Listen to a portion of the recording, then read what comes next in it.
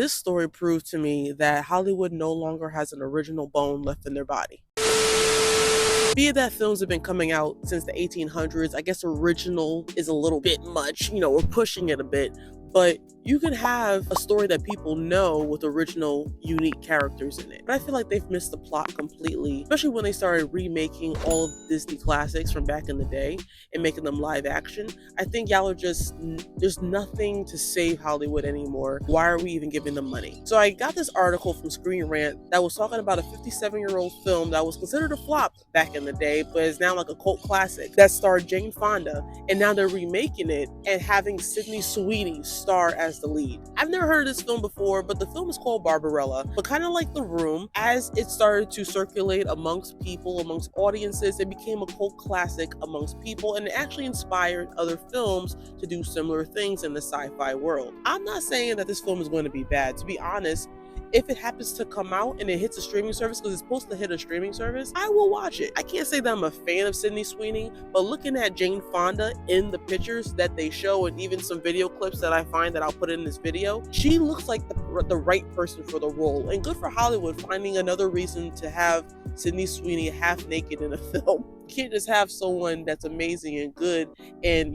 being known for their talents. They have to have all the qualities, if you know what I'm saying. But it's just kind of sad that it just feels like writers nowadays are just going into the archives of Hollywood and just finding anything to make a film about rather than creating a unique story. Again, I'm pushing it. Original is hard. When films have been coming out for hundreds of years, it's hard to have original storytelling. But let's be honest, we're never going to get an American History X anymore, a Bronx Tale, a Memento, a Matrix. We're not going to get these films anymore. You want to know why? When it comes to films in Hollywood, it's easier to pass the buck along and find a story that's already done and then try to remake it for a modern audience, and then when it fails, blame the audience, as opposed to just creating a unique story from scratch. Now, as a filmmaker, self-taught filmmaker, I can definitely say it's not easy to come up with a story, but it definitely is rewarding when you have a story set in place, your actors, your locations, your cast, crew,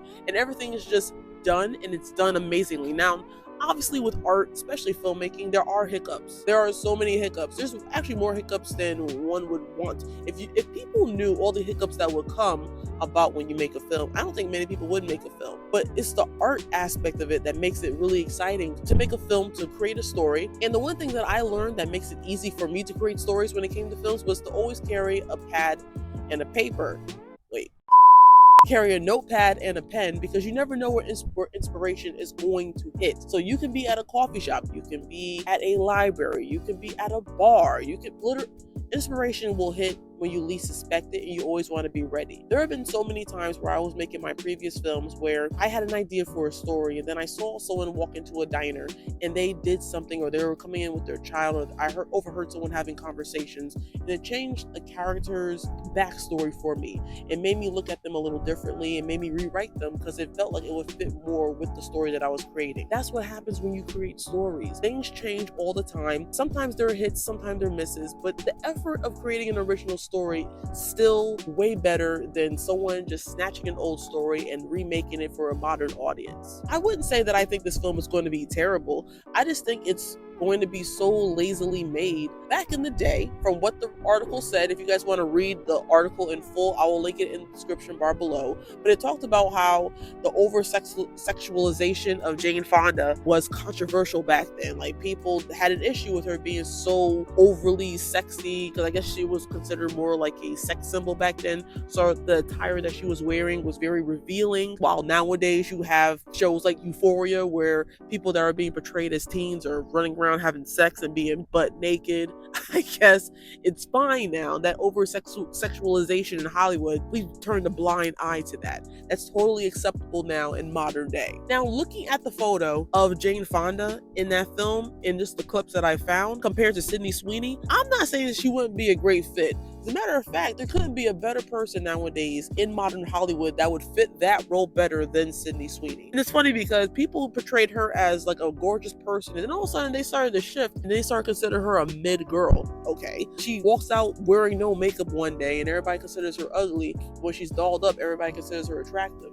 as if that's not what the art of makeup does to people. But anyway, she's a decent looking chick who got famous off of her looks and her body, and we can all admit to that. Like, we can all be honest about that. The first time I ever saw her was in, I want to say, Euphoria, and it wasn't really like me watching the show. It was just clips of the show on YouTube. Knowing that that's where she started, there's no reason why people should be shocked that this would be the role that she would end up having, because this is what she's known for. I actually saw her in The Voyeurs, which I did a video about like 2 years ago on my channel, about how it was one of the worst films I ever saw with the worst ending ever. And I think that was when I realized, oh, is she known as that actress now that's going to be butt naked in films? That's what she was in The Voyeurs, and I guess that's what she was like in Euphoria. So it's cool to be able to go down that path, but at least be a good actress in the process. And I'm not saying she's bad. Her playing the role of Barbarella, which I've never heard of the film.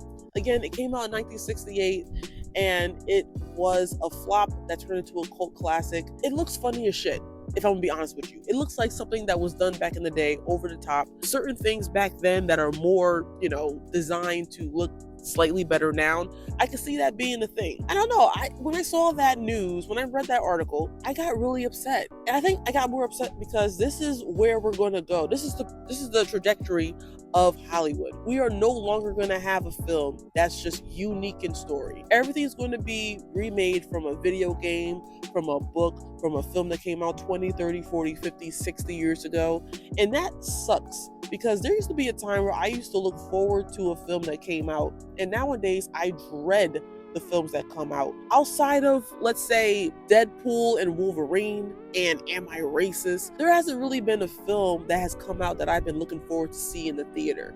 Now, Nosferatu has been a film that a lot of people have been talking about being good, but I'm not a big person on vampire films, nor am I big on horror. People have been talking about it, so I might turn around and watch it. But I have been dedicating a lot of time to really appreciating the fact that I'm paying for these streaming services, and so I better watch these goddamn films, because there's no way I'm gonna be paying X amount of money for 3 to 4 streaming services only to go to the theaters and pay to watch a new film that may not be good. Let me know in the comments below if you guys have heard about this article about this film that's going to be remade sometime. I don't know if it's actually for 2025. It could be for 2026. I just saw the article that hit my email maybe like 2 days ago, and I was like, of course this is going to happen. Of course this film was going to be remade. A film that no one ever heard of, that came out 60 years ago. Of course they were going to be remaking it and using Sydney Sweeney.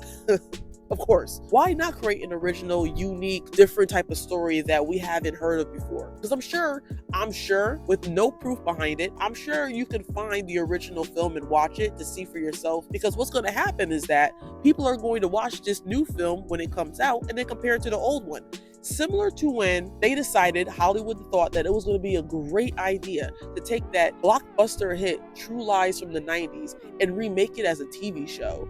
And obviously it didn't succeed. It actually failed after the first season, but no one was shocked. I wasn't shocked. Like, I actually did a whole reaction to the concept of me watching that trailer and realizing this is where Hollywood is going. We're taking great, amazing, blockbuster hit films and shows and remaking it and just losing the whole point of why it was a blockbuster hit to begin with. I'm not shocked at all when films nowadays come out and fail, because they deserve to. I will never forgive them for doing that to True Lies, because how dare you? That was such a stupid decision on their part, and I don't understand why they thought that was a good idea, why that would pass, why people would want to watch that. There are so many spy films and shows out nowadays. No one has time for you to be destroying a classic like True Lies. But with that being said, I hope you guys enjoyed this video. If you guys did, don't forget to like, subscribe, and hit that bell so you're always notified about the new videos that I have coming out. I am very happy to say this first video for 2025 has been very exciting. I've been sitting on this article again for like 2 days. I was just very excited to know that I hit a goal that I didn't expect to hit in 2024. Now with 2025, I'm really hoping to reach 25,000 subscribers, which means I have to get to work. I can't be procrastinating. I have to be consistent. When you come to this channel, for those that are new, hello, my name is Ali Robbins. I used to make films in the past, and now I talk about films and sometimes social media drama that I find. Sometimes when you see things happening on social media, you have to say something. You can't just allow people to do nonsense and not call out the nonsense. It's not a problem to say that some things are bullshit when people do nonsense on social media.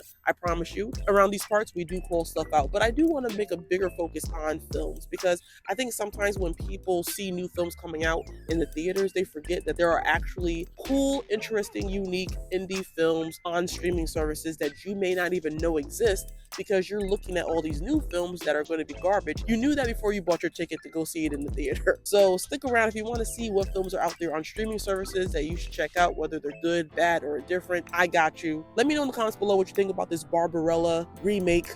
Have you seen the original? Are you a fan of Sydney Sweeney?